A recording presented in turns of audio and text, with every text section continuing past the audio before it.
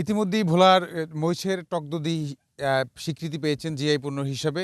তো আমরা এই মুহূর্তে রয়েছি ভোলার প্রত্যন্ত চরাঞ্চলের একটি খামারে। আমরা এসে দেখলাম যে এই খামার থেকেই কিন্তু মহিষের উৎপাদিত যেই দুধ, সেই দুধ থেকেই তৈরি করা হয় দই, এবং সেই দই ইতিমধ্যেই স্বীকৃতি পেয়েছেন জিআই পণ্য হিসেবে। তো আমরা কথা বলেছি যারা এই মহিষ পরিচালনা করেন, যারা মহিষ পরিচর্যার সাথে জড়িত, তাদের সাথে কথা বলেছি। তারা আমাদেরকে জানিয়েছেন যে তাদের উৎপাদিত যে দুধ, সেই দুধ থেকেই কিন্তু মহিষের টক দই তৈরি করা হয়। আর এই দই ভোলাসহ দেশের বিভিন্ন প্রান্তে চলে যায়, এবং সেই প্রান্তে যাওয়ার দই কিন্তু জিআই পণ্য হিসেবে স্বীকৃতি পেয়েছেন, যার কারণে এখানকার যারা খামারি রয়েছেন তারা অনেকটাই আনন্দিত। তাদের ভাষ্যমতে তারা আমাদেরকে জানিয়েছেন যে এই উৎপাদিত যেই দই তৈরি করেন তারা এই দুধ থেকে, তারা এখন আনন্দিত এই জন্য যে